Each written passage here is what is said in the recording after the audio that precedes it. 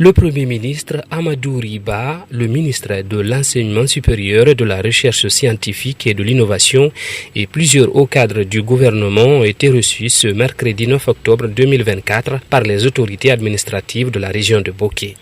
La première étape de cette importante mission gouvernementale chez le Sotikemo de la ville, une marque de respect et de considération qui a réjoui à plus d'un titre les sages de Boké. De là, le PM et sa suite ont mis le cap sur l'USMGB pour procéder à l'inauguration des infrastructures récemment réalisées.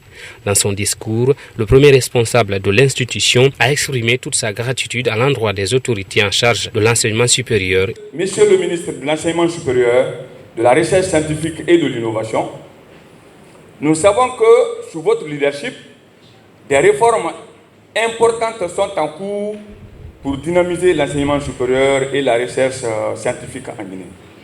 Nous espérons que l'Institut supérieur des mines et géologie de Boké pourra bénéficier de ces réformes, notamment à travers l'amélioration des ressources disponibles pour nos étudiants et enseignants.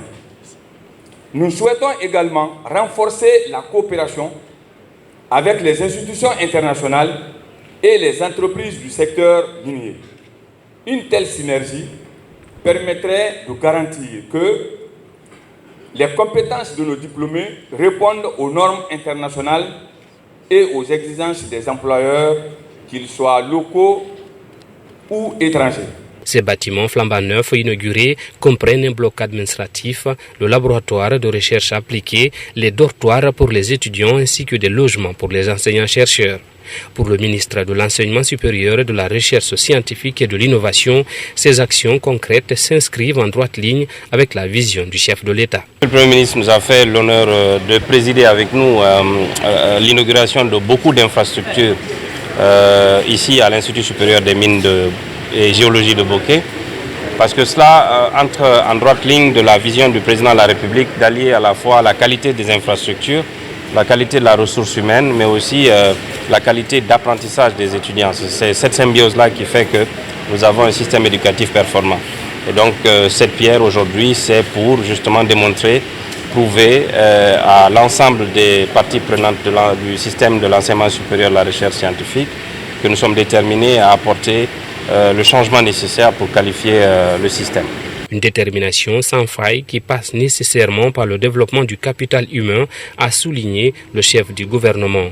Car ces réalisations, dit-il, témoignent de la volonté et l'engagement de l'État à promouvoir et dynamiser l'enseignement supérieur guinéen. Mais je dois dire que c'est l'expression d'une volonté et d'une détermination de développer le capital humain. Vous savez, on ne peut pas développer ce pays, on ne peut pas aller dans le sens de sa construction si on ne dispose pas des ressources humaines en capacité d'avoir la connaissance, la compétence, le savoir-faire avec toute la rigueur nécessaire pour que cela puisse se mettre au service de l'économie et au service de la volonté publique également. Donc ce qui est en train de se faire ici, c'est d'accentuer le développement de l'Institut supérieur de géologie et des mines de Boké pour accompagner le développement du secteur minier tant au niveau de l'extraction qu'au niveau, dans un prochain avenir, de la transformation de ces minerais en matériaux plus ou moins semi-finis.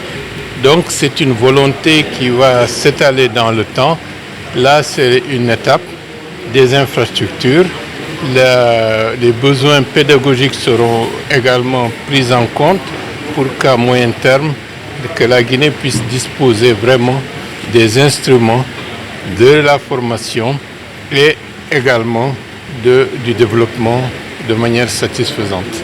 Ces nouvelles infrastructures et équipements de pointe installés à l'image du centre de formation numérique de l'USMGB, étudiants et enseignants-chercheurs peuvent désormais travailler dans le confort et en toute sécurité.